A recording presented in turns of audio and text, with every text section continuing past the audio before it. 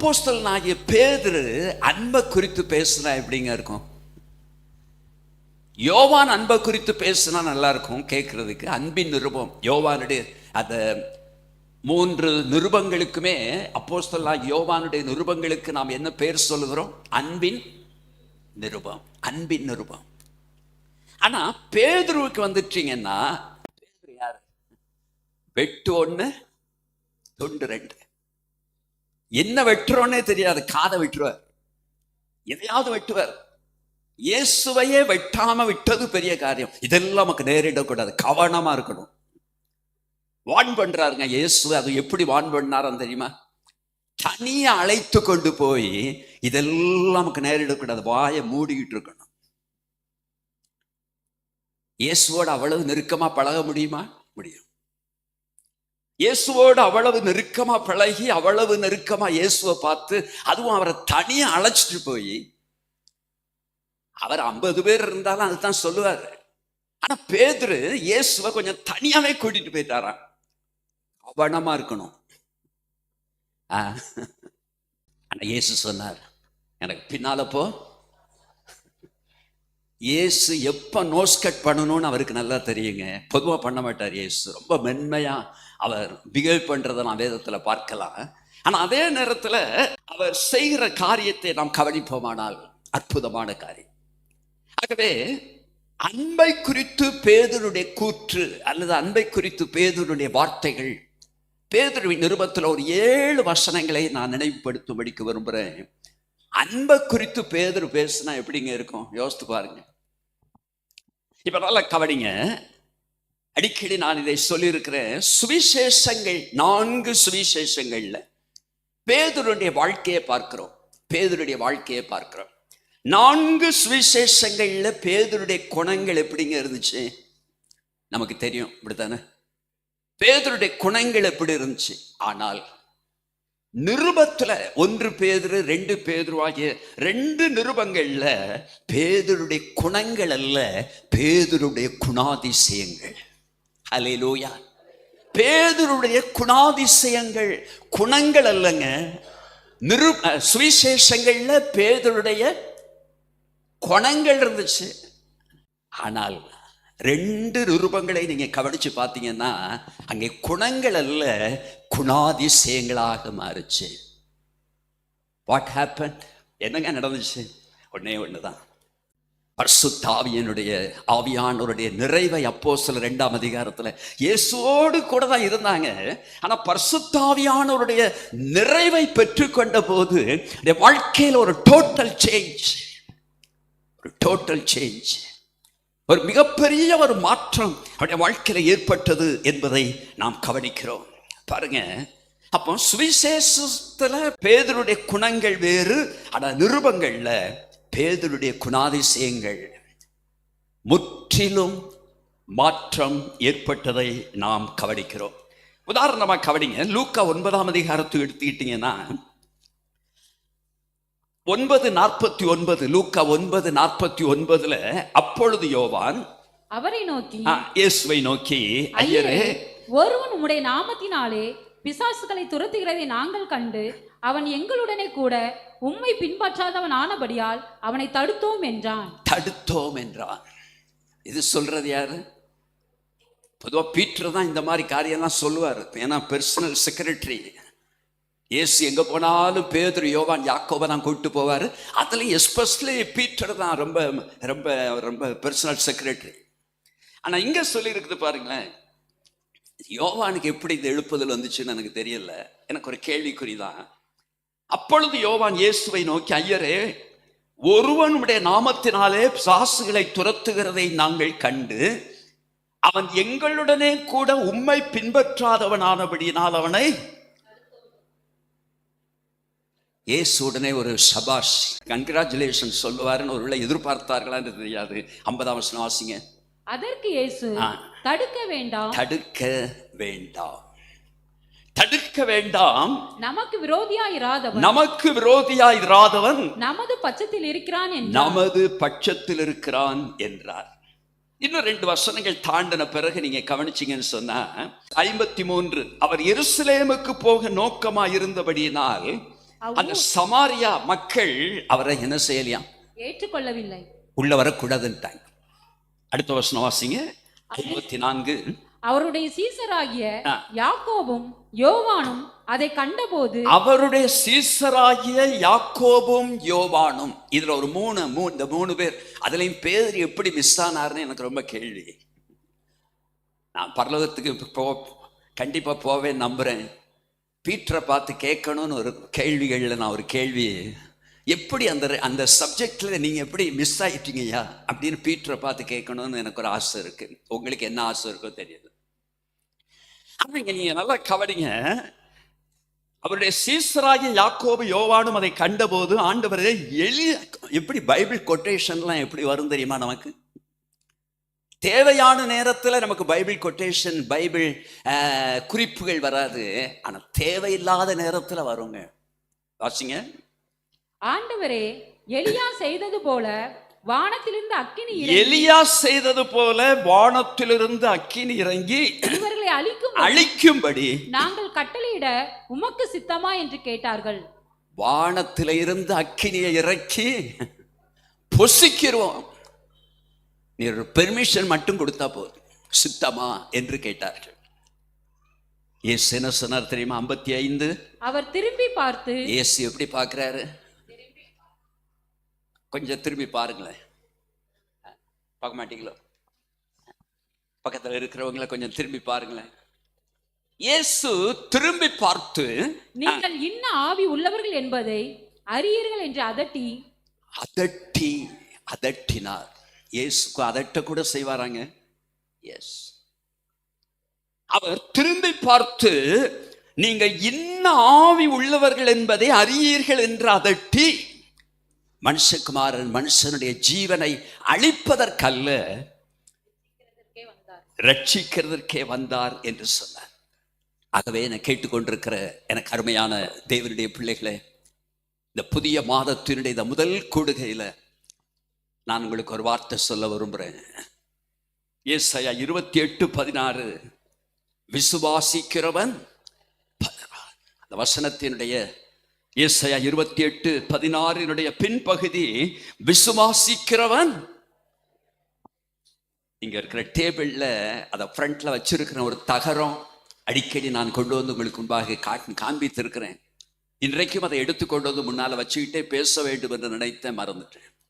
விசுவாசிக்கிறவன் பதறான். எந்த சூழ்நிலையில நீங்க இருந்தாலும் சரி, இந்த பகல் நேரத்துல நீங்கள் எப்படிப்பட்ட ஒரு சூழ்நிலைக்குள்ள நீங்க இருந்தாலும் சரி, பதறாதுங்க. விசுவாசிக்கிறவன், அது சிங்குலர்ல இருக்குதுங்க. விசுவாசிக்கிறவர்கள் என்றல்ல, விசுவாசிக்கிறவன் பதறான். ஏன் தெரியுமா? சங்கீதம் 112:7 பின்பகுதியில் இருக்கும், அவன் இருதயம் கர்த்தரை நம்பி திடனாயிருக்கும். சங்கீதம் 112:7 பின்பகுதி, அவன் இருதயம் கர்த்தரை நம்பி எப்படி இருக்குமா? திடனா இருக்குங்க. அதனாலதான் விசுவாசிக்கிறவன் பதறமாட்டோங்கிற விசுவாசத்தோடு கர்த்தரை மகிமைப்படுத்தலாமே. என்ன சூழ்நிலை வரட்டுங்க, ஏன்னா அவனுடைய இருதயம் கர்த்தரை நம்பி திடனாயிருக்கும். நான் ஏற்கனவே சொன்னேன், மத்தேயு 16 இருக்குது. மத்தேயு 16:22, அப்பொழுது பேதுரு அவரை தனியே அழைத்து கொண்டு போய், ஆண்டவரே, இது உமக்கு நேரிடக்கூடாது, இது உமக்கு சம்பவிப்பதில்லை என்று அவரை கடிந்து கொள்ள தொடங்கினான்.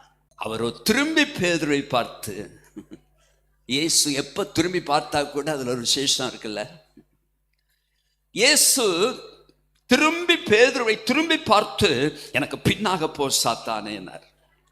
ஒருவன் என்னை பின்பற்றி வர விரும்பினால் அவன் தன்னைத்தான் வெறுத்து தன் சிலுவை எடுத்துக்கொண்டு என்னை பின்பற்ற கடவன் என்று சொன்னார். என்னை கேட்கிறேன் எனக்கு அருமையான தேவனுடைய பிள்ளைகளை, நம்முடைய கிறிஸ்தவ வாழ்க்கையில இந்த பேதுருவின் நிருபத்திற்கு நம்முடைய கவனத்தை திருப்பிக் கொள்வோம்.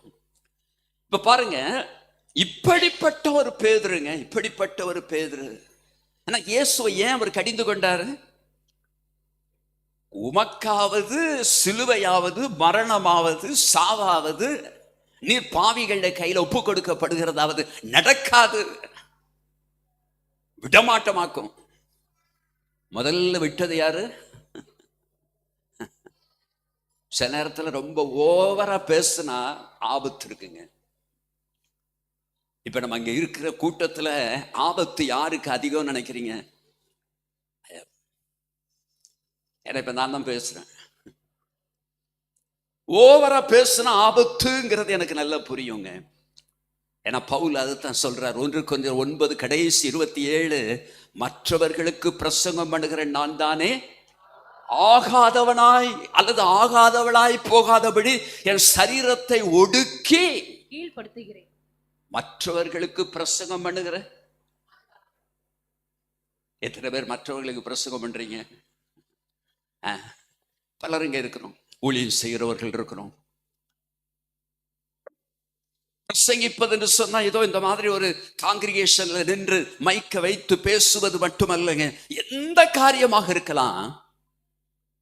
மற்றவர்களுக்கு பிரசங்கம் பண்ணுகிற நான், மற்றவர்களுக்காக ஜெபிக்கிற நான் ஆகாதவனா போய்விடக்கூடாது. மற்றவர்களுக்கு சாட்சி சொல்லுகிற நான் ஆகாதவனாய் போகாதபடி என் சரீரத்தை ஒடுக்கி அதை நான் கீழ்ப்படுத்துகிறேன் என்று அவர் கூறுவதை நாம் வேதத்துல பார்க்கிறோம். இப்ப பாருங்க, இப்படிப்பட்ட பேதுருடைய வாழ்க்கையில் ஒரு டோட்டல் சேஞ்ச் வருது பாருங்களேன். இதுதான் என் பரிசுத்த ஆவியின் அபிஷேகம். அதை குறித்து நான் அடிக்கடி சொல்லியிருக்கிறேன். 1974 பிப்ரவரி 24 அன்று கேட்காமலே கர்த்தர் கொடுத்த ஒரு பிச்சைங்க எனக்கு. என் வாழ்க்கையை டோட்டலா மாற்றின ஒரு அனுபவம் அது. எந்த அபிஷேகம்னா என்னன்னே தெரியாது, அந்நிய பாஷைன்னா தெரியாது, எதுவுமே தெரியாதுங்க. 4 பேர் உட்கார்ந்து ஜெபம் பண்றோம். ஒரு வகுப்பு, ஒரு ஞாயிற்றுக்கிழமை பிற்பகல் நேரம், பல முறை சொல்லியிருக்கிறேன். ஒரு வகுப்பறையில 4 பேர் உட்கார்ந்து இருக்கிறோம், ஜெபிக்கிறோம். ஏன்னா அடுத்தாற் போல சண்டே ஸ்கூல் சிறு ஞாயிறு பள்ளி நடத்த போகிறோம். கொஞ்ச நேரம் ஜெபிப்போம். அன்றைக்கு என்ன நடந்துச்சுன்னு தெரியாது. ஏதோ சம்திங் ஹேப்பன் இன் மீ. எனக்குள்ளாக ஒரு பெரிய மாற்றம். பிள்ளைகள் எல்லாரும் வந்து எட்டி வேடிக்கை பார்க்க ஆரம்பிச்சுட்டாங்க. நான் போடுற சத்தத்தை பார்த்தோம், அங்க நடந்த காரியங்களை பார்த்து எல்லாருமே வேடிக்கை பார்ப்பது போன்ற ஒரு சூழல் உண்டாயிற்று. அந்த ஒரு அனுபவத்துக்கு நான் இன்றைக்கு ரொம்ப ரொம்ப ரொம்ப ரொம்ப ரொம்ப ரொம்ப நன்றி உள்ளவனா இருக்கிறேங்க. கேட்காமலே கர்த்தர் கொடுத்த ஒரு அபிஷேகம். ஒரு பழமொழி சொல்லுவாங்க, தள்ளி பழுக்கிற பழத்தை விட தானா பழுக்கிற பழம் எப்படி இருக்குமா? எப்படியாவது அபிஷேகம் பெற வச்சிடணும்னு சொல்லி சில நேரங்கள்ல நம்ம கடும்பாடு பட்டு சிலர் அபிஷேகம் பெற வைக்கிறோம், நடத்துகிறோம். ஆனா தாழ்மையா சொல்றேன், அதற்கு நான் விரோதி அல்ல. அப்படிப்பட்டவர்களுடைய அனுபவத்தையும் வாஞ்சை உள்ளவர்களாக இருந்து பரிசுத்தத்தின் மேல, நீதியின் மேல வாஞ்சை உள்ளவர்களாக இருந்து பெற்றுக்கொண்டவர்களுடைய வாழ்க்கையை நீங்க உற்று கவனிச்சு பார்த்தீங்கன்னா மிகப்பெரிய மாற்றத்தை அப்படிப்பட்டவருடைய வாழ்க்கையில பார்க்கலாம். நான் என்ன உயர்த்தும்படி சொல்லல, தேவன் அப்படி பலரையும் சந்தித்திருக்கிறார், உங்களையும் சந்திப்பார். வாஞ்சை உள்ளத்துல ஒரு வாஞ்சை. என் ஜெபம் அன்றைக்கு ஒன்று தாங்க. ஆண்டவரே, நான் ஒரு ஞாயிற்றுக்கிழமை கிறிஸ்தவனா இருக்கிறேன், வேண்டாம் ஆண்டவரே இந்த வாழ்க்கை. நான் ஒரு ஞாயிற்றுக்கிழமை கிறிஸ்தவனா இருக்க விரும்பல, இந்த வாழ்க்கையில எனக்கு பலன் வேண்டும், பலன் வேண்டும். இதை ஒன்றை தவிர வேற ஒண்ணுமே தெரியாது. ஆனால் எதிர்பாராத விதத்தில் ஒரு அனுபவம் நடந்துச்சுங்க. இங்க இருக்கிற ஒவ்வொருவரையும் பார்த்து நான் சொல்லி கேட்டுக்கொள்கிற ஒன்று அதுதான், இந்த வாஞ்சை உள்ளவர்களாக, இந்த வாஞ்சை உள்ளவர்களாக, இந்த வாஞ்சை உள்ளவர்களாக நாம் காணப்படுவோம். இப்ப பாருங்க, இந்த 1 பேதுரு முதல் அதிகாரத்துக்கே நீங்க வருவீர்களானால், அதாவது இப்ப நாம சுவிசேஷங்கள்ல பேதுருவை குறித்து பார்த்துட்டோம். இப்ப நிருபங்கள்ல பேதுருவை குறித்து நாம் பார்க்கிறோம்.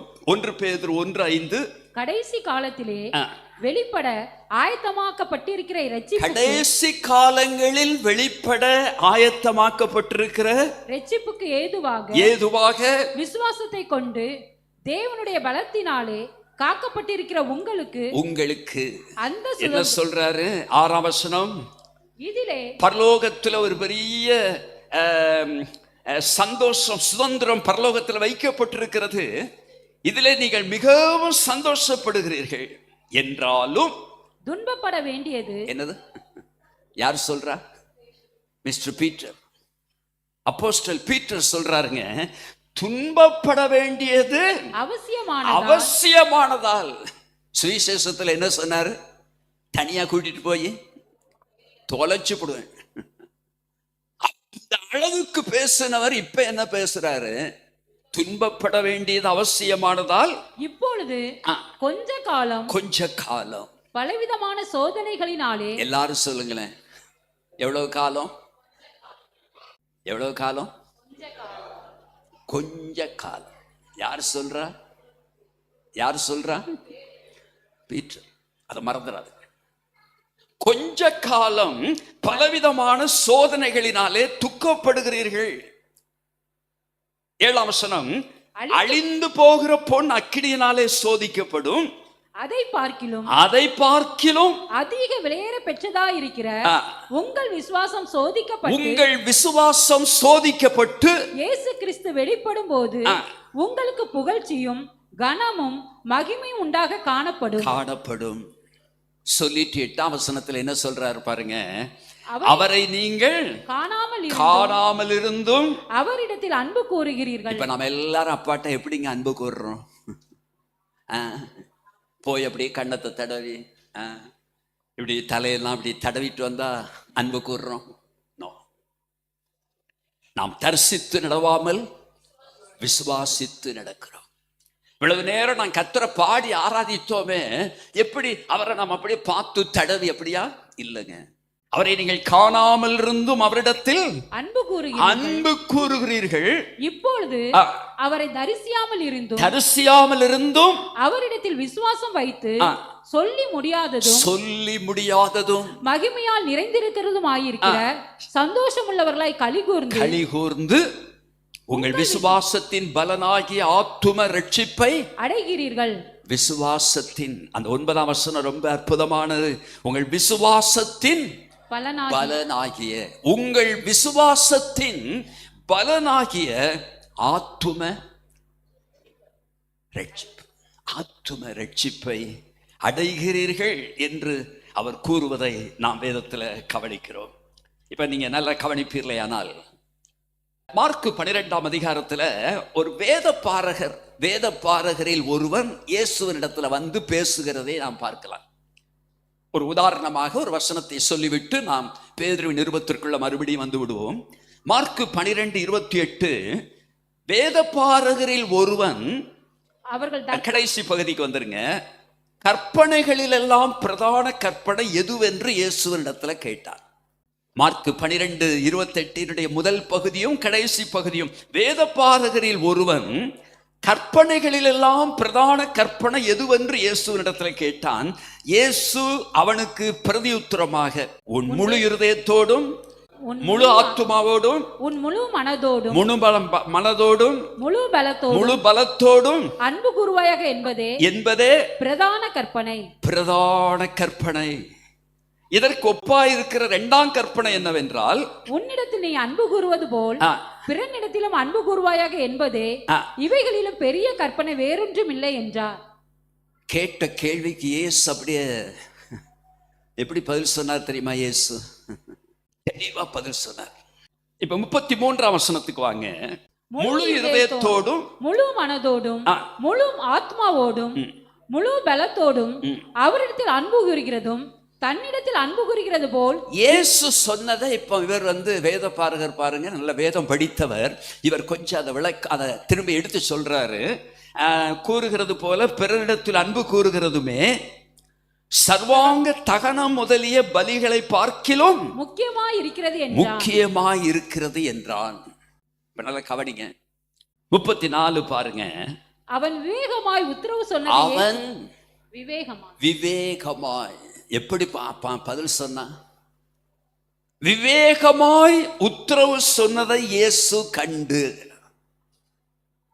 இப்போ இயேசுக்கு நம்முடைய நடுவில் இருக்கிறார். நீங்க விவேகமா கவனிக்கிறத இயேசு காணணும். அவன் விவேகமா உத்தரவு சொன்னா, இப்ப நீங்க விவேகத்தோடு கவனிக்கிறீங்களா? வேகத்துல கவனிக்கிறீங்களா? அரைகுற தூக்கத்துல கவனிக்கிறீங்களா?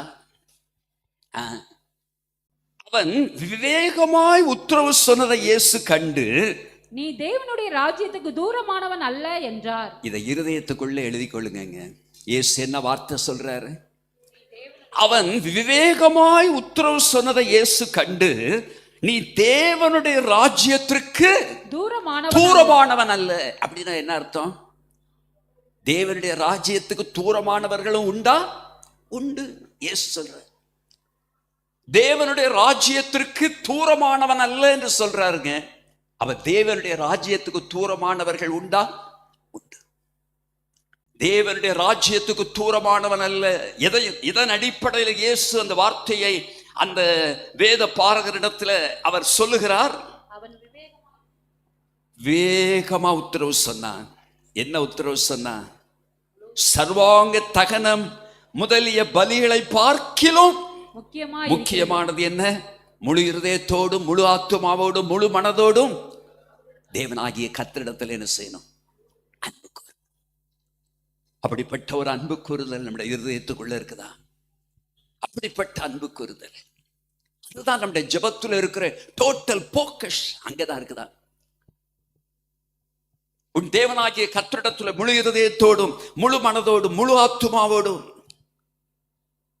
அன்பு கூறுகிறதும், தன்னிடத்தில் அன்பு கூறுகிறது போல பிறனிடத்தில் அன்பு கூறுகிறதுமே. தன்னிடத்தில் அன்பு கூறுறது போல என்ன செய்யணுமா? இன்னைக்கு அதைத்தான் பிராக்டிஸ் பண்ண போறோம். இன்னைக்கு அதைத்தான் பிராக்டிஸ் பண்ண போறோம். எப்படி பிராக்டிஸ் பண்றோம்? 3 ஸ்டெப் தான். அதை நம்ம கொஞ்சம் பொறுத்து சொல்றோம். ஏன்னா இன்னைக்கு நம்ம கொஞ்சம் நேரம் இருக்குது. கர்த்தருடைய பந்தியில மட்டுமல்ல, இது கர்த்தருடைய பந்தி, அன்பின் பந்தி. அப்புறமா நமக்கு எல்லாரும் சேர்ந்து நாம் இன்னொரு பந்தியிலும் நாம் பங்கெடுக்கிறோம் பாருங்க. நமக்கு கொஞ்சம் நேரம் அதிகமா இருக்கும். இந்த நேரத்துல நாம் இதை பிராக்டிஸ் பண்ண போறோம். நாம் கவனிக்க வேண்டிய ஒன்று, தன்னிடத்தில் அன்பு கூறுவது போல பிறரிடத்திலும் அன்பு கூறுகிறதுமே சர்வாக தகன முதலிய பலிகளை பார்க்கிலும் முக்கியமா இருக்கிறது. அப்பதான் இயேசு சொல்றாரு, நீ தேவனுடைய ராஜ்யத்திற்கு தூரமானவன் அல்ல. நீ தேவனுடைய ராஜ்யத்திற்கு தூரமானவன் அல்ல. இப்போ அன்பை குறித்து பேதுரு சொல்லுகிற காரியங்கள், 1 பேதுருவின் நிருபம் 1ஆம் அதிகாரம் 22வது வசனத்தினுடைய பின்பகுதியை பாருங்க. கடைசி பகுதி, உங்கள் ஆத்துமாக்களை சுத்தமாக்கி கொண்டவர்களாயிருக்கிறபடியால் சுத்த இருதயத்தோட. எப்படி அன்பு கூறணுமா? பேதுரு இருந்தாலும் இப்படி கை வைக்கலாமா? ஒருவரிடத்துல ஒருவர் அன்பு கூறுங்கள்னு சொல்லிட்டு போயிட்டா தொந்தரவு இல்லை. இங்க சுத்தமா இருக்குதான்னு யாருங்க பார்க்க? யாரு பார்க்க? யார் சொல்றது? அதான் ரொம்ப கவனிக்கணுங்க. சொல்றது யாரு? மிஸ்டர் பீட்டர் சொல்றாருங்க. சுத்த இருதயத்தோடு ஒருவரில் ஒருவர், அதுவும் எப்படி அன்பு கூறணுமா? ஊக்கமாய் அன்பு ஊக்கமாய், உறக்கமாய் தான் நாம் அன்பு கூற முடியும். சில நேரத்தில் நமக்கு பிடிக்காத காரியங்களை பண்ணினாலே என்ன வந்துடும்? சிலருக்கு கதை பேசினா தூக்கம் வராது, ஆனா பைபிளை எடுத்த உடனே சிலருக்கு தூக்கம் வந்துடும். சிலருக்கு ஜெபம் பண்ண ஆரம்பிச்ச உடனே தூக்கம் வந்துடும். எனக்கு ஆச்சரியமா இருக்கும். ஸ்லீப்பிங் டோஸ் எல்லாம் ஒன்றும் வேண்டாம் போல. சிலருக்கு தூக்கம் எப்போ வருது? பைபிளை எடுத்த உடனே தூக்கம் வந்துடும். ஜெபம் பண்ண ஆரம்பிச்ச உடனே தூக்கம் வந்துடும். இன்னும் சிலருக்கு இங்க வந்த உடனே தூக்கம் வருது. அது ஒரு விசேஷித்த குறிப்பு. எனக்கு ஏசியை பற்றி என்ன சொல்றதுன்னு தெரியல. சிலர் ஏசியில இருக்கிறத விரும்புகிறவர்களும் உண்டு. ஏசியில உட்கார்ந்து எங்களுக்கு தொந்தரவா இருக்குன்னு வெளியே உட்கார்ந்துகிட்டு இருக்கிற மகாராஜாக்களையும் மகாராணிகளையும் நான் என்ன சொல்லன்னு எனக்கு தெரியல. ஓகே, ஒவ்வொருடைய சரீரத்திலையும் சில கஷ்டங்கள் இருக்குதுன்னு எனக்கு தெரியும். எனக்கு ஏசியும் இருக்கணும், ஃபேனும் இருக்கணும். ஆனா அந்த டிபார்ட்மெண்ட்டுக்கு போக வேண்டாம்னு பார்த்தேன். பாஸ்டர் அம்மாவுக்கு எப்படின்னா, ஃபேனை அடிக்கடி சொல்லியிருக்கிறேன், ஃபேனை 5ல் வச்சா அவ்வளவுதான். ஏசி எல்லாம் இல்லாத காலங்கள்லயே நான் குடும்பங்களுக்கு பேசும்போதும் சொல்லியிருக்கிறேன், ஒருவருக்கு ஒருவர் விட்டு கொடுக்கணுங்க. எப்படி விட்டு கொடுக்கறது?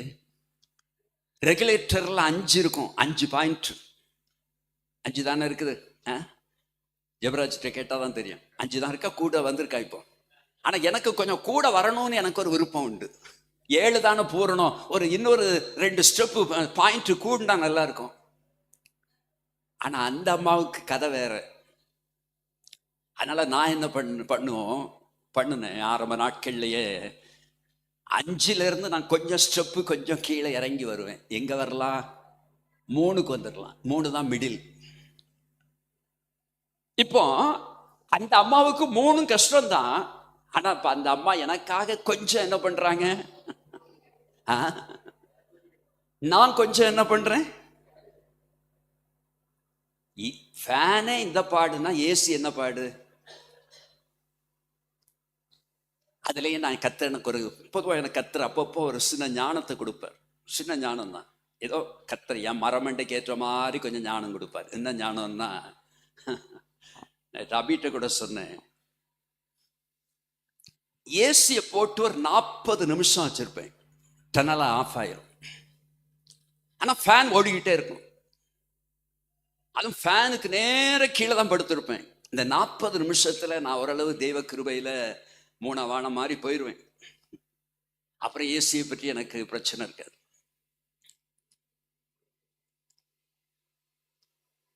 நான் சொல்றதை புரிந்து கொள்வீங்கன்னு நினைக்கிறேன். எனக்காக சொல்லல, அந்த அம்மாவுக்காக சொல்லல, உங்களுக்காக சொல்றேன். விட்டு கொடுக்கிறோமா?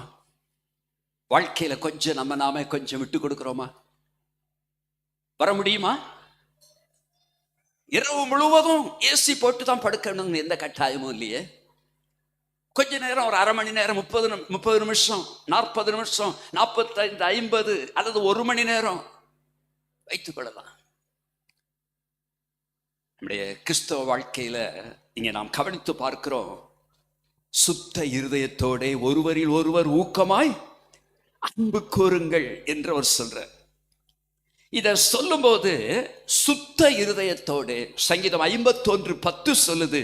சங்கீதக்காரன் தாவீது பல ஆயிரம் ஆண்டுகளுக்கு முன்பு சொன்னாருங்க, தேவனே சுத்த இருதயத்தை என்னிலே சிருஷ்டியும், நிலைவரமான ஆவியை என் உள்ளத்திலே புதுப்பியும் அப்படின்னு சொல்ற.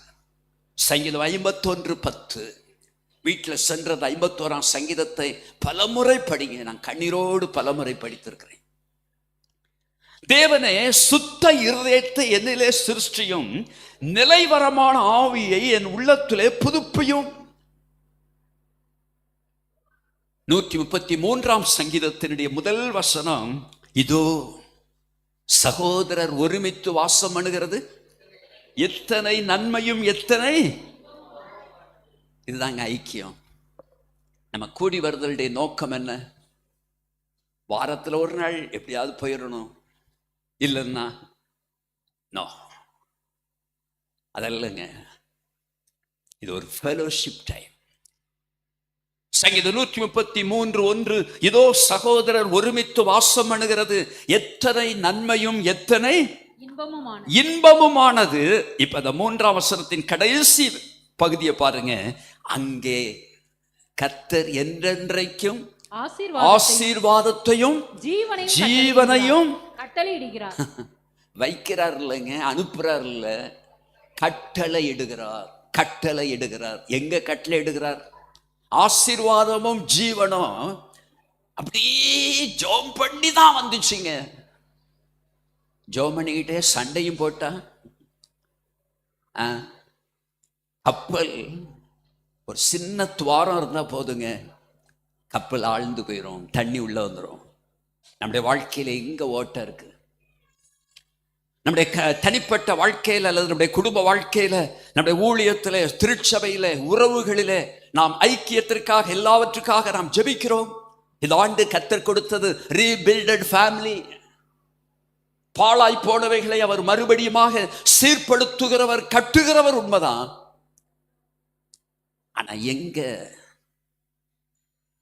லூப் ஹோல் எங்க இருக்குது? சகோதரர் ஒருமித்து வாசம் பண்ணுகிறது எத்தனை நன்மையும் எத்தனை இன்பமுமானது.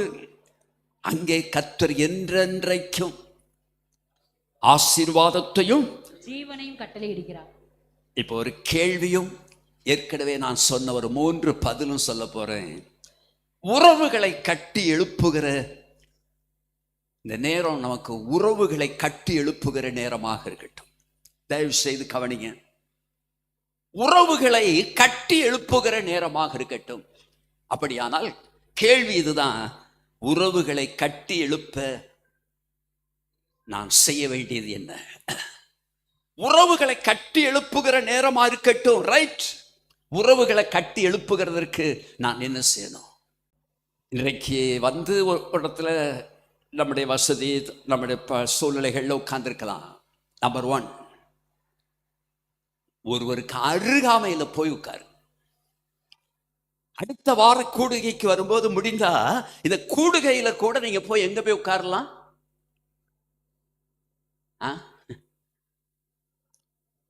இவர் வேற மாதிரிலாம், பேதுருவெல்லாம் வேற மாதிரி போறாருன்னு பாக்குறீங்களா? சில வசதி சூழ்நிலைகளை பார்த்து நான் எங்க போனாலும் ஃபேனுக்கு நேர கீழே சேர் எடுத்து போட்டு தான் உட்கார்ந்து கொள்வேன். ஏன்னா அதுவே எனக்கு பெரிய கஷ்டமா இருக்கும். ஆகவே நம்முடைய வசதியான ஒரு சூழ்நிலைகளை பார்த்து தேடிக்கொள்வது தவறல்ல. ஆனால் அட்லீஸ்ட் கர்த்தருடைய பந்தியில பங்கெடுக்கிற நேரம் இருக்குல்ல, பந்தியில் அமருகிற நேரம், அல்லது அந்த அன்பின் விருந்துல, அன்பின் அந்த பந்தியில நாம் கடைசியாக எல்லாரும் சேர்ந்து ஆகாரங்களை சாப்பிடுகிற அப்படிப்பட்ட நேரத்துல என்ன செய்யலாம்? ஒருவருக்கு அருகாமையில போய் அமருங்க. இதுவரைக்கும் யாரு பக்கத்துல போய் நீங்க அமரலையோ அவங்க பக்கத்துல அருகாமையில போய் அமருங்கள். நம்பர் 1. நம்பர் 2, இந்த உட்காரக்கூடாது. அன்பா பேசுங்க. அன்பா பேசுங்க. அன்பா பேச தெரியும்ல எல்லாருக்கும். எப்படி பேசணும்? அன்பாய் பேசுங்க. நீங்க முதல்ல பேசுங்க. அவங்க பேசாம இருக்கலாம். அன்பா பேசுங்க. அன்பாய் விசாரியுங்கள். அன்பா பேசுங்க. நல்லா இருக்கிறீங்களா? அடிக்கடி உங்களை பார்த்துருக்கிறேன். ஆனா உங்களோட ரொம்ப பேசலையே. உங்க பேர் என்ன? வீட்டில் யாரெல்லாம் இருக்கிறீங்க? பாருங்க, அருகில போய் உட்காருங்கள், அமருங்கள். அன்பாய் பேசுங்க, அன்பாய் விசாரியுங்கள். 3, கொஞ்சம் கஷ்டமா தான் இருக்கும். என்னை தன்னை மன்னித்துக் கொள்ளும்படி தன்னார்வமா கேளுங்க. ஆனா ஒரு பெரிய வேதனையான காரியம் என்ன தெரியுமா? யாராவது கொஞ்சம் சாரிங்க, சாரி, நான் தப்பா சொன்னா கூட பரவாயில்ல அப்படின்னு சொல்ல கூட நமக்கு என்ன வரமாட்டேங்க? என்ன வரமாட்டேங்கய்யா? அவருக்கு மனசு வரமாட்டேங்கிறாரா, நமக்கு என்ன பற்றி சொல்றாரான்னு தெரியல. Okay, thank you. எல்லாம் கவனிங்க. தயவு செய்து இருதயத்துக்குள்ள இருந்து நான் பேசிக் கொண்டிருக்கிறேன் என்று நம்புறேன். ஆவியானவர் பேசுகிறார் என்று நம்புறேன். ஆர்வமா கேளுங்க. அவங்களுக்கு ஒன்றும் புரியாது. திடீர்னு போய் மன்னிப்பு கேட்டீங்கன்னா எப்படி இருக்கும் சொல்லுங்க? நான் ஏதோ ஒரு விதத்துல உங்களை காயப்படுத்தி இருக்கலாம், உங்களை வருத்தப்படுத்தி இருக்கலாம், ஏதோ ஒரு விதத்துல நான் உங்களை துக்கப்படுத்தி இருக்கலாம். என்னுடைய வார்த்தைகள், பொதுவா எனக்கு கிடைக்கிற ஒரு அவார்டு எதுல கிடைக்கும் தெரியுமா? பிரசங்கத்துல தான் எனக்கு அவார்டு கிடைக்கும். என்ன அவார்டு தெரியுமா? இந்த பிரசங்கத்துல தான் குத்துவாரு இவர். பிரசங்கத்துல தான் என்ன செய்வாரா? பிரசங்கத்துல அந்த அளவுக்கு நான் ஒரு கோலை கிடையாதுங்க. சொல்ல வேண்டிய விஷயத்தை ஒரு தடவையாவது நேருக்கு நேர் சொல்லிடுவேன், கிருபையினால, அப்பா கொடுத்த கிருபையில. ஸ்தாபன தலைவர்களோடு கூடவும் நேருக்கு நேர் உட்கார்ந்து சொன்னதற்கு கர்த்தர் சாட்சி. இப்ப நீங்க நல்லா கவனிச்சு பாருங்க. தன்னை மன்னிக்கும்படி தன்னார்வமாய் கேளுங்கள். என்னன்னு கேட்பாங்க, ஏதாவது விதத்துல நான் அவங்களை காயப்படுத்தி இருக்கலாம். எதுல நான் அவங்களை காயப்படுத்தினேன்? இப்ப நான் தாழ்மையா ஒண்ணு சொல்ல விரும்புறேன். முதலாவது என்ன, இப்ப மைக்கையும் பிடிச்சுக்கிட்டு தான் கை கூப்ப வேண்டி இருக்குது. மகாராஜாக்களும் மகாராணிகளையும் பார்த்து நான் ஒன்று கேட்கிறேன். நான் உங்களை எதுலையோ காயப்படுத்தி இருக்கலாம், துக்கப்படுத்தி இருக்கலாம், வருத்தப்படுத்தி இருக்கலாம். தயவு செய்து என்ன மன்னிச்சிருங்க, தயவு செய்து என்ன மன்னிச்சிருங்க. உறவுகளை கட்டி எழுப்புவதற்கு நம்மால் இயன்றதை செய்றோமா? கணவன் மனைவி உறவா இருக்கலாம். எல்லா உறவுகளை நான் சேர்த்து சொல்றேன். கணவன் மனைவியினோடனே இவர் உடனே மாமியார் மருமகளுக்கு தான் வருவாரு. அதல்ல என்னுடைய நோக்கம். கடந்த நாட்கள்ல ஒருவர், ஒரு கிறிஸ்தவர் அல்ல, கிறிஸ்தவர் அல்லாத ஒருவர் சொல்ற என்ன ரொம்ப டச் பண்ணிச்சாரு. சொல்றாரு, எப்பவுமே, அதாவது எல்லா மாமியாரும் மருமகளும் சண்டை போட்டுக்கிட்டே இல்லைங்க. எத்தனை பஸ் எத்தனை லாரி ஒரு நாளைக்கு போகுது, இங்க இருந்து சென்னைக்கு போகுது, சென்னையில இருந்து வருது. ஆனா பேப்பர்ல வர்றது எது மட்டும் வரும் தெரியுமா? போன அத்தனை வெஹிக்கிளும் பேப்பர்ல வருதா, டிவியில வருதா? எது மட்டும் வரும்? குப்புறம் கிடக்கிறது தான் வரும். அவர் சொல்றாரு, அதிகமா நியூஸ் பார்க்காதுங்க. நான் பொதுவாகவே பார்க்க மாட்டேன், அது வேற விஷயம். ஆனா அவர் சொல்றாரு, கிறிஸ்தவர் அல்லாத ஒரு நண்பர், ஒரு நபர் பேசுறாருங்க. சொன்னதுக்கு அவர் சொல்ற உதாரணமே இதுதான். எல்லா மாமியாரும் மருமகளும் சண்டை போட்டுக்கிட்டாங்க இருக்காங்க இல்ல. ஆனால் நாம் பார்க்கிற மீடியாக்கள் எல்லாவற்றிலும் நமக்கு கொடுக்கப்படுகிற செய்தி என்ன? மாமியார் மருமகா சண்டை. ஏன்னா அப்படி போட்டாதான் என்ன நடக்கும்? அப்படி போட்டாதான் சேனல் பார்ப்போம். ஆக்சிடென்ட்னு போட்டாதானே நம்ம சேனலே பார்க்கிறோம். பார்க்கிறோமா இல்லையா? ஆகவே நாம் ரொம்ப கவனிக்க வேண்டிய ஒன்று, உறவுகளை கட்டி எழுப்புவதற்காக அருகிலே போய் அமருங்கள், அன்பாய் பேசுங்கள், விசாரியுங்கள், தன்னை மன்னிக்கும்படி தன்னார்வமாய் கேளுங்கள். நம்பர் 2, 1 பேதுருவின் நிருபத்துல நவாசித்த அதே வேத வசனம் 1 பேதுரு 1:22 முதல் பகுதியை வாசிங்க. இப்போ, ஆகையால் நீங்கள் மாயமற்ற சகோதர சிநேகம் உள்ளவர்களாய் இருக்கும்படி பாருங்க. சகோதர சிநேகத்துல முதலாவது அந்த வசனத்தின் கடைசி பகுதி சுத்த இருதயத்தோடு.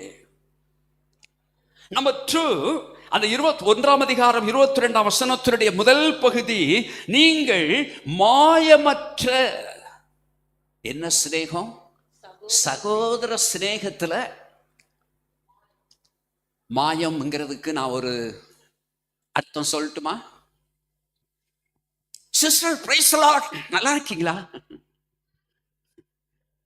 அதுக்கு 5 நிமிஷத்துக்கு முந்திதான் அந்த சிஸ்டரை பற்றி நம்ம என்ன பேசணும்? அந்த பிரதரை பற்றி நம்ம என்ன பேசணும்? நான் என்ன பேசினேன்? அங்க ரெக்கார்ட் ஆகுதா? அதைத்தான் அங்க ஆவியானவர் எழுதியிருக்கிறாரு, பேதுரு மூலமா எழுதுறாரு, மாயமற்ற சகோதர சிநேகம் உள்ள. இப்ப நான் என்ன சொல்ல வர்றேன்னா, மாயம் இல்லாம நான் இருக்கிறேனா எப்படிங்க கண்டுபிடிக்கிறது? மாயம் இல்லாம நான் இருக்கிறேனா எப்படிங்க கண்டுபிடிக்கிறது? ஒரு லேடர், ஒரு ஏணி இருக்கு, ஒரு லேடர் இருக்குன்னு வச்சுக்கொள்ளுங்களேன்.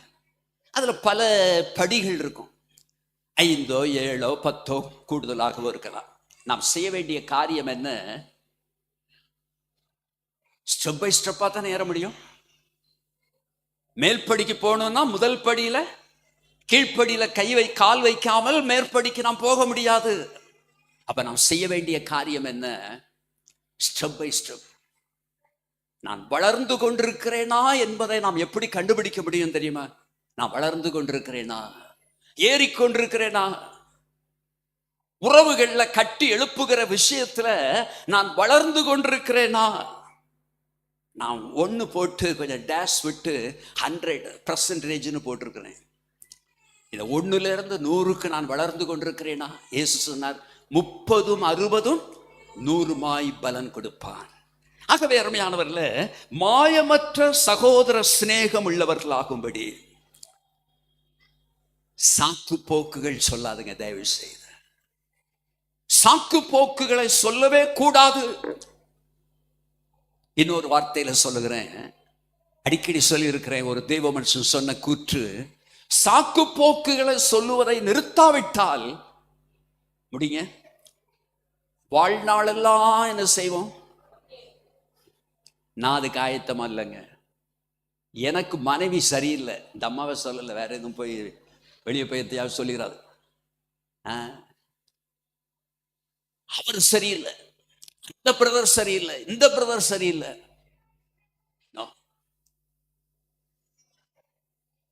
செய்யப்பட வேண்டிய காரியம் என்ன? சாக்கு போக்குகள் வேண்டாம்.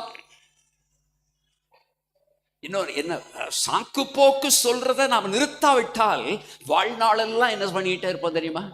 நொண்டி அடிச்சுக்கிட்டே இருப்பாங்க, நொண்டி அடிச்சுக்கிட்டே இருப்போம். நான் வாழ்நாளெல்லாம் நொண்டி அடிக்கிறதுக்கு நான் ஆயத்தமா இல்லை, நான் ஆயத்தமா இல்லை. வாழ்நாளெல்லாம் நம்ம நொண்டி அடித்துக் கொண்டிருக்க கூடாது. அப்ப பாருங்க, நாம் நம்முடைய வாழ்க்கையில நாம் செய்ய வேண்டிய மிக முக்கியமான ஒன்று தாங்க. ரோமர் 5:5 நமக்கு தெரியும், நமக்கு அருளப்பட்ட பரிசுத்த ஆவியினாலே தேவ அன்பு நம்முடைய இருதயத்திலே ஊற்றப்பட்டிருக்கிறபடியினால் அந்த நம்பிக்கை நம்ம என்ன பண்ணாதான்? வெட்கப்படுத்தாது. நமக்கு அருளப்பட்ட பரிசுத்த ஆவியானவருக்கு அடையாளம் பைபிள்ல ரொம்ப தெளிவா சொல்லப்பட்டிருக்கிற ஒரு அடையாளம் என்ன தெரியுமா? லவ். லவ், அன்பு. தமிழ்ல 3 எழுத்து, ஆங்கிலத்துல 4 எழுத்தா?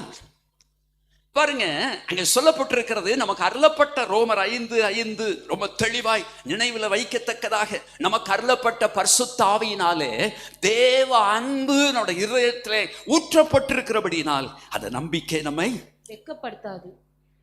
ஆவியின் கனியில முதல்ல வர்றது என்னதுங்க? கலாத்தியர் 5:22, 23 வாசிக்க வேண்டாம். முதலாவது வருவது அன்பு. அன்பு, அன்பு, சந்தோஷம், சமாதானம், நீடிய பொறுமை, தயவு, நற்குணம், சாந்தம், விசுவாசம், இச்சையடக்கம். எங்கதான் ஆரம்பிக்குது? உறவுகள் முதல்ல எங்க ஆரம்பிக்கணும் தெரியுமா? அன்புல ஆரம்பிக்கணுங்க. 1 கொரிந்தியர் 13ஆம் அதிகாரம் ஒரு அன்பின் அதிகாரம். அது எதுல ஆரம்பிக்குது தெரியுமா? 1 கொரிந்தியர் 13:4. அன்பு நீடிய சாந்தமும். அன்பு நீடிய சாந்தமும். முதல்ல அன்புல, அன்பை குறித்து என்ன முதல் குவாலிஃபிகேஷன், கேரக்டர் என்னதுங்க? அன்பு என்னதான்? அன்பு நீடிய சாந்தமும் தயவும் உள்ளது. அன்பு நீடிய சாந்தமும் தயவும் உள்ளது. அன்புக்கு என்ன பொறாமை இல்லை. அன்பு தன்னை புகழாது. இதெல்லாம் இருக்குதுங்க, நமக்கு எல்லாம் தெரியும். நீங்க ஆனா முதல்ல தேவன் எங்க கை வைக்கிறாரு? ஆவியின் கனியில முதல்ல வருவது அன்பு. ஆனால் ஏதோ கிறிஸ்துவ உலகத்துல ஒன்றை சொல்லிவிட்டோம். பரிசுத்தாவின் அபிஷேகத்துக்கு அடையாளம் அந்நிய பாஷை. நான் பலரோடு இதை குறித்து நான் தர்க்கம் பண்ணியிருக்கேன். தர்க்கம் அல்ல, எனக்கு தெரிஞ்ச வெளிச்சத்தை நான் அவர்களோடு சொல்லியிருக்கிறேன். ஆவியின் கனியில முதலாவது வருவது அன்பு. ரோமர் 5:5 நமக்கு அருளப்பட்ட பரிசுத்த ஆவியினாலே தேவ அன்பு நம்முடைய இருதயத்துல ஊற்றப்பட்டிருக்கிறபடியினால் ஒரு அன்பு. அன்பை ரொம்ப தெளிவா வேற எதுல சொல்றது? ஒரு உண்மையா நடந்த நிகழ்வுங்க. ஒரு ட்ரெயின் போயிட்டு இருக்குது, ஒரு ட்ரெயின் போகுது. ஒரு ட்ரெயின் போய்கொண்டிருக்கிற பொழுது அந்த ட்ரெயின் நிக்கிற இடத்துல எல்லாம் பாத்தீங்கன்னாக்கா கீச்சுன்னு ஒரு சத்தம் கேட்குமா. நீங்க பயப்பட மாட்டீங்க, நீங்க இதெல்லாம் பெரிய சத்தத்தெல்லாம் பார்த்தவங்க. ஆகவே அந்த கம்பார்ட்மெண்ட்ல உட்கார்ந்து இருந்தவங்க எல்லாம் ரயில்வே டிபார்ட்மெண்ட், ரயில்வே அமைச்சர்ல இருந்து எல்லாரையும் விமர்சனம், நம்ம விமர்சனம் பண்றதுல கேட்கையா வேணும், அவ்வளவு விமர்சனம் பண்ணிட்டு இருக்கிறாங்க. பாருங்க, ட்ரெயின் இவ்வளவு டிக்கெட் வாங்குறாங்க, இவ்வளவு படம் வாங்குறாங்க, ஒரு மெயின்டெனன்ஸும் இல்லை. எல்லாரும் விமர்சித்து கொண்டிருந்தார்கள். அதுல ஒரு முதியவர் இருந்தார், ரொம்ப பேசல, ரொம்ப அமைதியா இருந்தார். நெக்ஸ்ட் ஒரு ஸ்டேஷன்ல நின்ற உடனே வேகமாய் குனிந்து அவருடைய பேக்ல இருந்து எதையோ எடுத்துக்கிட்டு வேகமா இறங்கி வெளியே போனார்.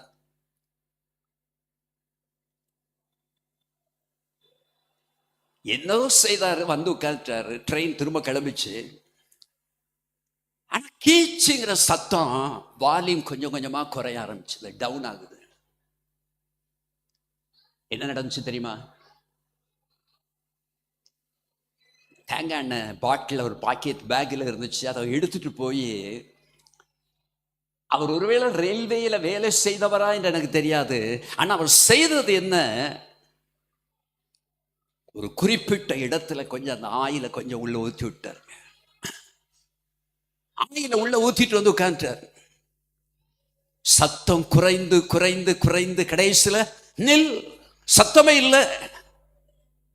இது நம்முடைய வாழ்க்கையில, நம்முடைய குடும்பங்களிலும் இதாங்க தேவை. உராய்வு சத்தம் கேட்குதா? வீட்டில் உராய்வு சத்தம் கேட்குதா? எனக்கு ரொம்ப பிராக்டிக்கலா அந்த மாதிரி காரியங்கள் ரொம்ப பிடிக்கும். வீட்டில் சில நேரங்களில் பார்த்தீங்கன்னாக்கா, சில கேட்டுகளில் கூட இங்கே போய் வீட்லையும் செய்யுங்க, இங்கே அதுலேயும் செய்யுங்க, குடும்பத்திலும் செய்யுங்க. சில கேட்டை அடைக்கிறது, லாக் பண்ணுறதெல்லாம் கஷ்டமாக இருக்கும். கொஞ்சம் ஒரு ஆயில் கேன் கூட வேண்டாங்க, ஒரு ஸ்க்ரூ டிரைவர் அல்லது ஒரு கம்பியை ஆயிலுக்குள்ள விட்டுட்டு எடுத்து பார்த்தீங்கன்னாக்கா சொட்டு சொட்டா விழும் பாருங்க. அதை அதுல எல்லாம் போடுங்க, அந்த லாக்கில் போடுங்க, அந்த கீழ போடுங்க. தேவ அன்பு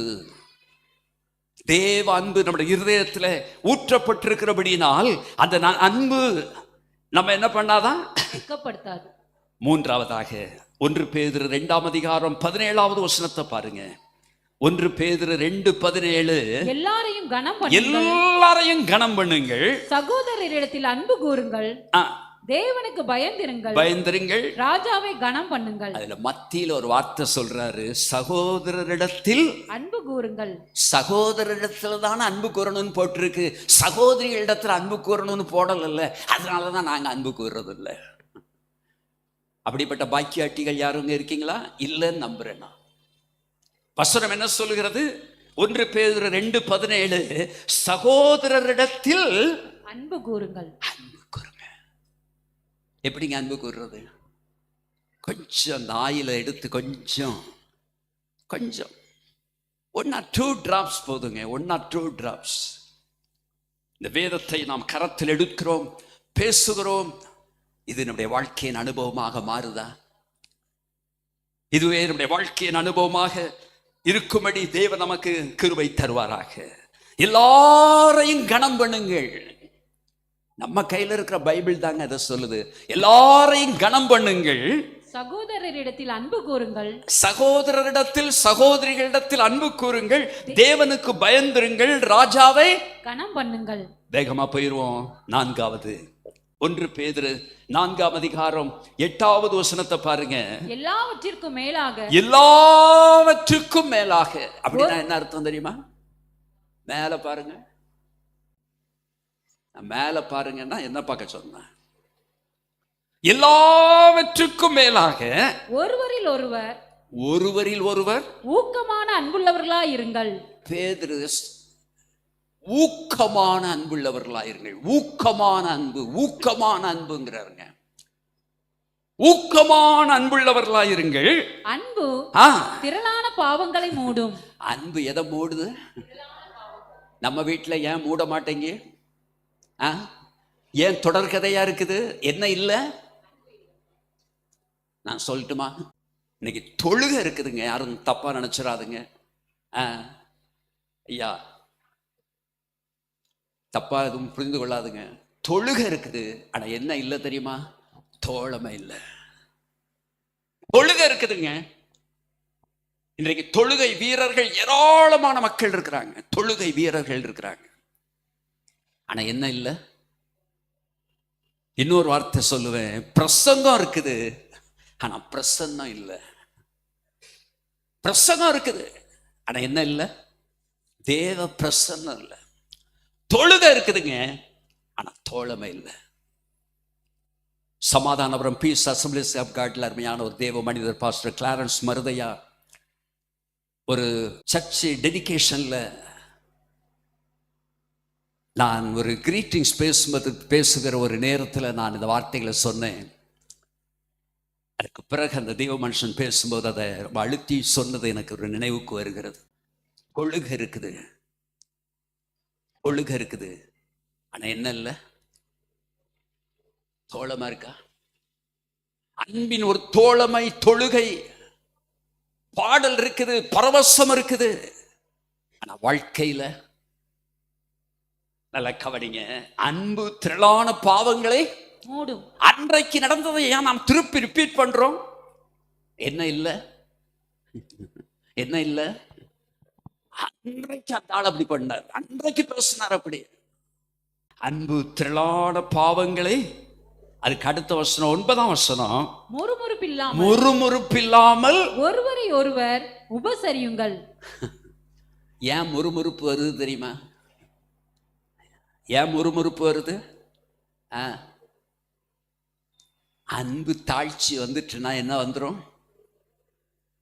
முறுமுறுப்பில்லாமல் ஒருவரை ஒருவர் உபசரியுங்கள், அன்பு திரளான பாவங்களை மூடும். இதெல்லாம் யாரு சொல்றா?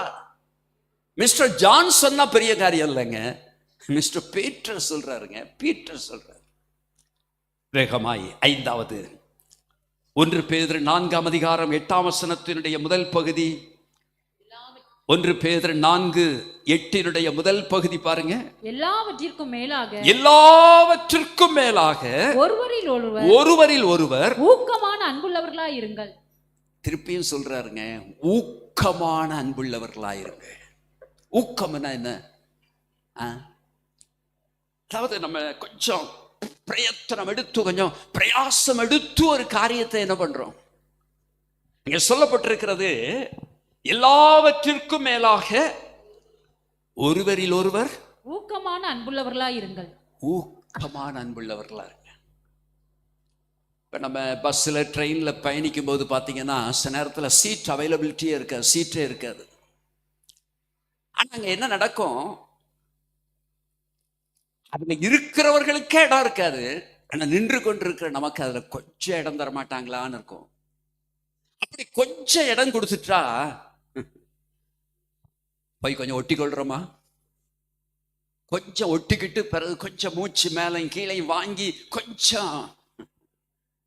என்னை கேட்கிற அருமையானவர்களே, எல்லாவற்றிற்கும்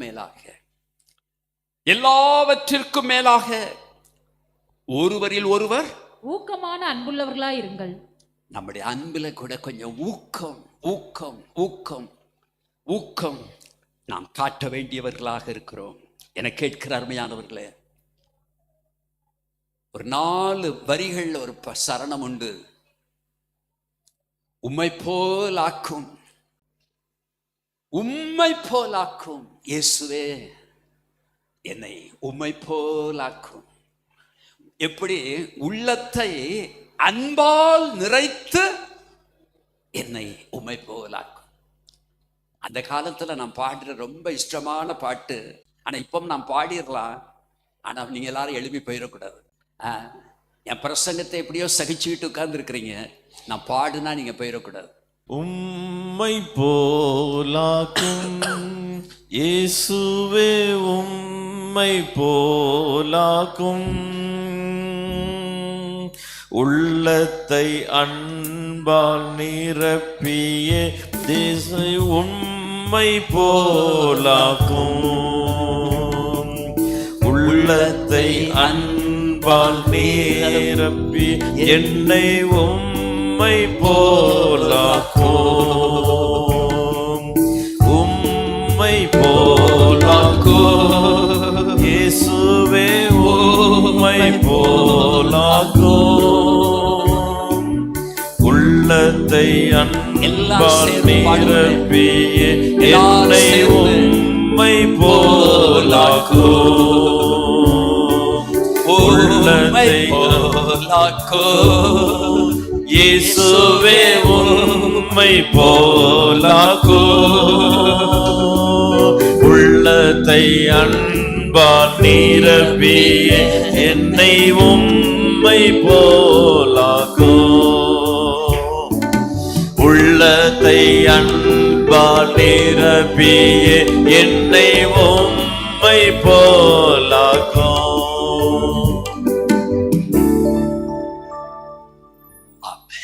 ஆறாவதாக 1 பேதுரு 5:14 ஒருவரை ஒருவர் அன்பின் முத்தத்தோடு வாழ்த்துதல் செய்யுங்கள். கிறிஸ்து இயேசுவுக்குள்ளான உங்கள் அனைவருக்கும் சமாதானம் உண்டாவதாக. ஆமென். எப்படி வாழ்த்தணுமா?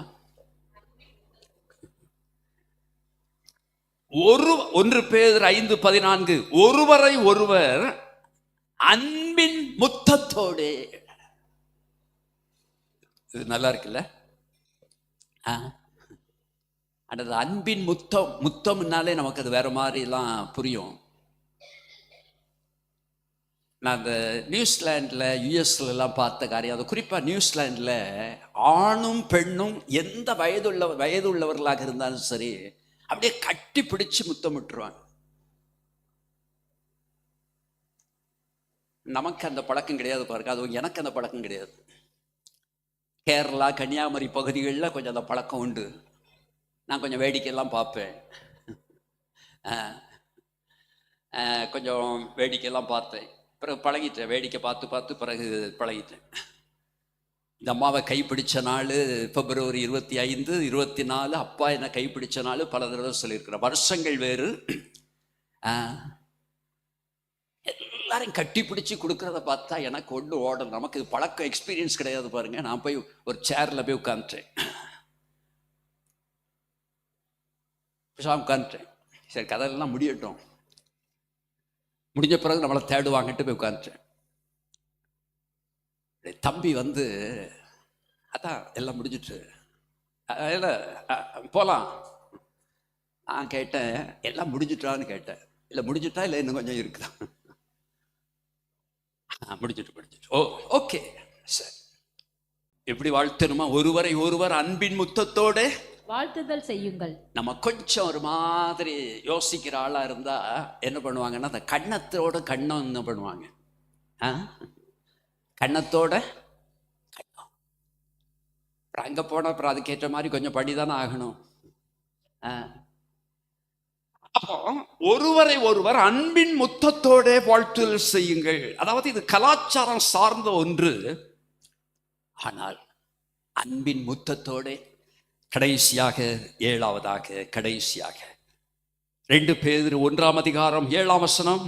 தேவ பக்தியோட சகோதர சிநேகத்தையும் சகோதர சிநேகத்தோட அன்பையும் கூட்டி வழங்குங்கள். எப்படியா?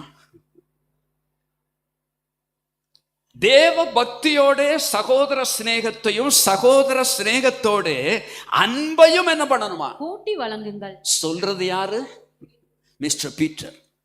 2 பேதுரு 1:7 சொல்றாரு, தேவ பக்தியோட சகோதர சிநேகத்தையும். ஐயா, அது இருந்தா தான் போதுமே. சகோதர சிநேகம் இருந்தாலே போதும். ஆனா என்ன சொல்றாரு? சகோதர சிநேகத்தோட அன்பையும் கூட்டி வழங்குங்கள். அன்பையும் கூட்டி வழங்குங்க. நான் ஏற்கனவே ஒரு லேடரை சொன்னேன். சகோதர சிநேகத்தோட அன்பையும் நாம் கூட்டி வழங்குங்கள். கண்களை மூடுவோமா, நாம் ஜெபிப்போமா? தேவ பக்தியோட சகோதர சிநேகத்தோட அன்பையும் கூட்டி சகோதர சிநேகத்தோட அன்பை கூட்டணுமாங்க. வேதம் சொல்லுகிறது, ஆவியானவர் எழுதி வைத்திருக்கிறார். ஹல்லேலூயா. பரிசுத்த ஆவியானவர் அதை எழுதி வைத்திருக்கிறார். நல்ல கவனிங்க தயவு செய்து. நாம் ஜெபித்து கடந்து செல்ல போகிறோம். தேவ பக்தியோட சகோதர சிநேகத்தோட அன்பையும் கூட்டி வழங்குங்க. தேவ பக்தியோட தேவ பக்தியோட சகோதர சிநேகத்தையும் சகோதர சிநேகத்தோட சகோதர சிநேகம் எல்லாம் இருக்கலாங்க. ஆனா அன்பு இருக்குதா? அன்பு இருக்குதா? சிநேகம் என்பது நீண்ட காலமா பார்த்து பேசி பழகினவர்களாக இருக்கலாம். எத்தனை வருஷமா தெரியுமா அவங்கள, அது சிநேகம். ஆனா அன்பு என்பது தேவாவியானவர் ஆவியின் கனிகள்ல கனியினுடைய முதல் அனுபவமாகவும் வேதம் முழுவதும் சொல்லப்பட்டிருக்கிற அந்த அன்பு. ஹல்லேலூயா. அன்பு நிறைந்த என் இயேசுவே, உம் பாத சேவை என் ஆசையே. அன்பு நிறைந்த என் இயேசுவே, உம் பாத சேவை என் ஆசையே. ஜீவனற்ற பாவி எண்ணில் ஜீவனை ஈந்த இயேசுவே. ஜீவனற்ற பாவி எண்ணில் ஜீவனை ஈந்த இயேசுவே. உம்மை விட மண்ணில் வேறே நேசிப்பதில்லை நான் யாரையும். உம்மை விட மண்ணில் வேறே நேசிப்பதில்லை நான் யாரையும்.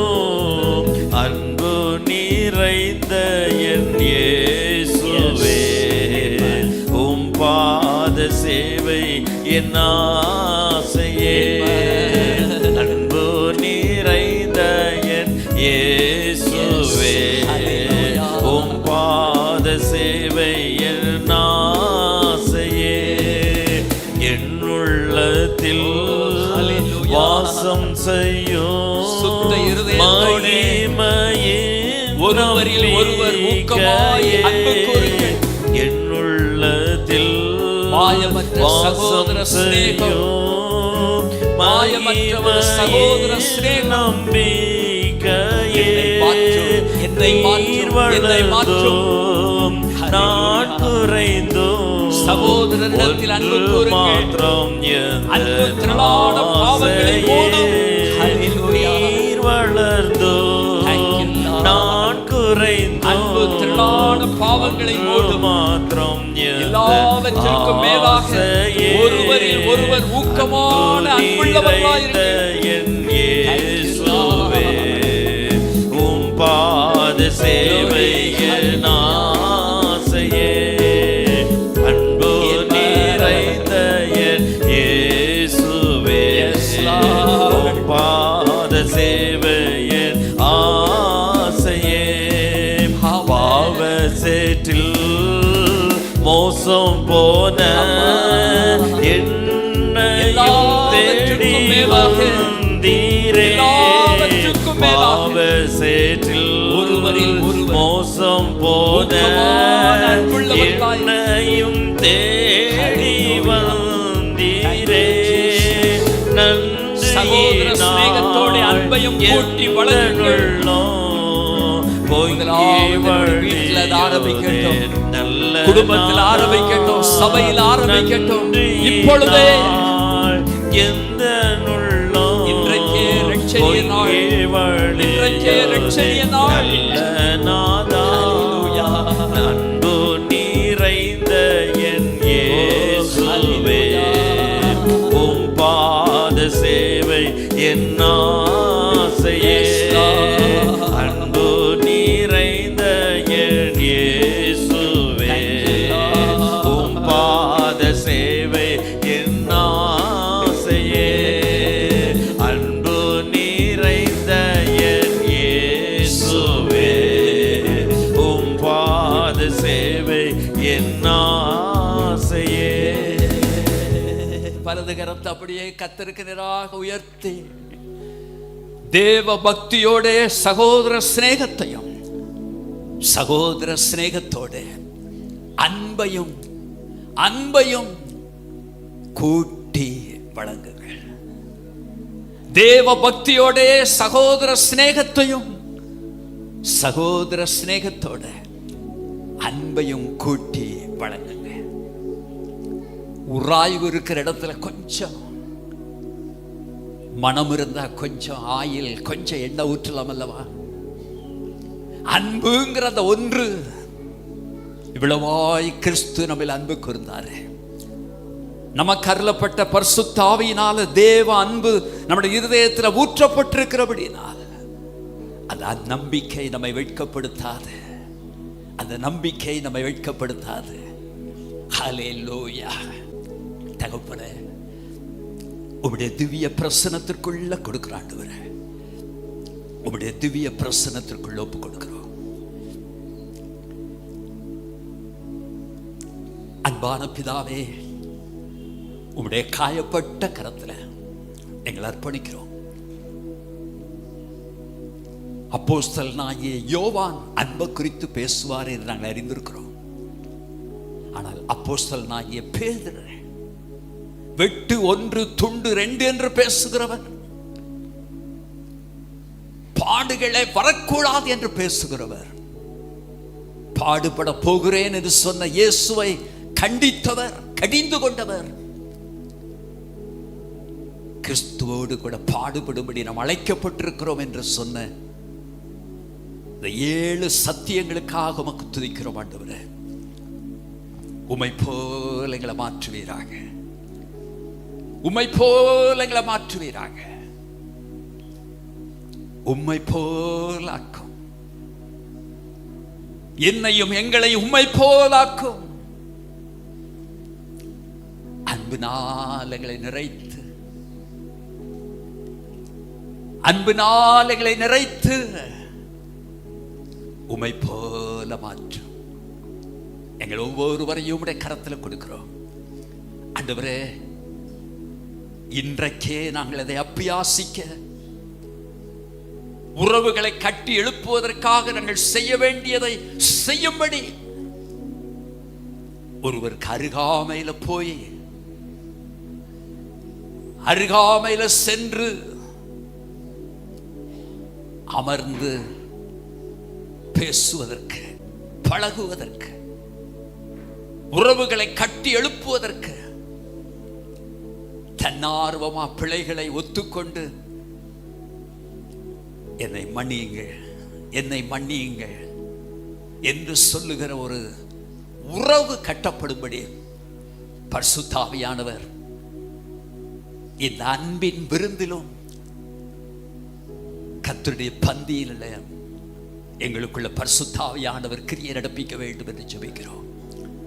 ஆவியானவர் எங்களுக்குள்ள கிரியை நடப்பிக்க வேண்டும் என்று ஜெபிக்கிறோம். தாழ்த்தி உம்முடைய கரத்தில் கொடுக்கிறோம். கிருபையும் சமாதானமும் பெருகுவதாக, அன்பினால் எங்களை நிரப்புவீராக, நிரப்புவீராக, நிரப்புவீராக. பிள்ளைகள் ஒவ்வொருவரையும் ஆசீர்வதிப்பீராக. அன்பின் விருந்தையும், ஐக்கிய பந்தியையும், ஐக்கிய விருந்தையும் உம்முடைய கரத்தில் கொடுக்கிறோம். உம்முடைய நாமம் மகிமைப்படுவதாக. மீட்பர் இயேசுவின் மூலம் வேண்டுகிறோம் ஜீவனுள்ள பிதாவே. ஆமென், ஆமென்.